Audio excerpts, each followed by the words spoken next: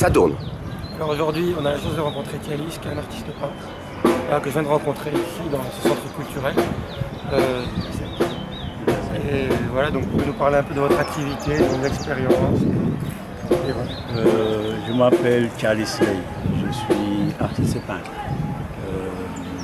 Je travaille depuis les années 90 en peinture. Mais avant cela, j'étais un peu dans des cabinets d'architectes parce que j'ai fait l'école des beaux-arts de Dakar. Et puis après, j'ai été entraîné par un ami architecte avec qui j'ai fait quelques expériences pendant quelques années. Et puis après, je me suis mis à peindre à partir de 1990. Et depuis lors, je fais ce métier-là. Le lien est très étroit entre ici au Sénégal, ayant vécu ici, je suis né ici et j'ai grandi ici. J'ai toujours marqué que les galeries d'art et les concerts étaient souvent dans les mêmes endroits. Il y avait beaucoup de.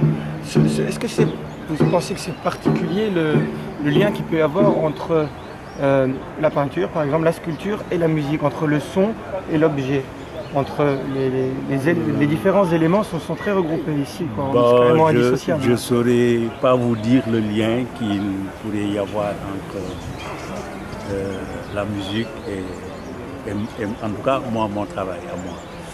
Mais comme vous dites, il y a l'Institut français qui a un théâtre de verdure qui fait des concerts très souvent, et à côté il y a des salles d'exposition aussi pour les artistes peintres.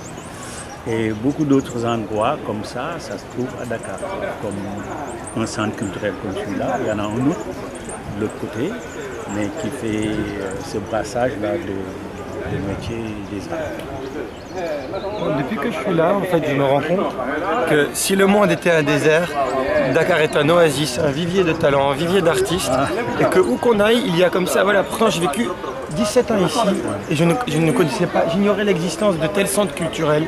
Comme quoi on peut avoir l'impression de savoir tout d'un pays. Et en fait, on revient avec un œil différent, on se rend compte qu'on ne sait rien et qu'on n'a absolument rien vu. Ça nous rend extrêmement humbles. En tout cas, et vous, vos peintures sont axées sur quoi? Est-ce qu'il y a de la sculpture? Est-ce qu'il y a du relief? Il y a vraiment du relief dans mon travail parce que moi, je travaille avec des enduits de peintre. Que j'essaie d'améliorer. Les enduits de peintre, vous connaissez, c'est pour lisser les murs. Alors, je travaille avec cette matière-là qui me donne du relief. Et puis après, je travaille avec un matériau qui n'est pas souvent utilisé en peinture, c'est le goudron, le bitume, qui sert à faire les routes. Bien sûr.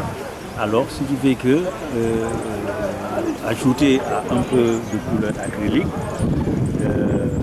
mes peintures ont une teinte un peu monochrome, quoi. Wow. C'est entre l'écru, le marron foncé, le marron clair, le beige. En fait, il suffirait au final, pour avoir retrouvé ça, de prendre, disons, la latérite, la terre, mais là vous faites, est-ce que c'est pas un voyage dans le temps à prendre des éléments modernes qui ont changé le pays, comme le goudron, et puis les enduits des constructions, et finalement en les chromatisant, les ramener à l'origine de ce qu'ils étaient. Mais on peut peut-être l'expliquer par mon passage dans l'architecture. J'ai dit tantôt que j'ai travaillé dans des chantiers de construction.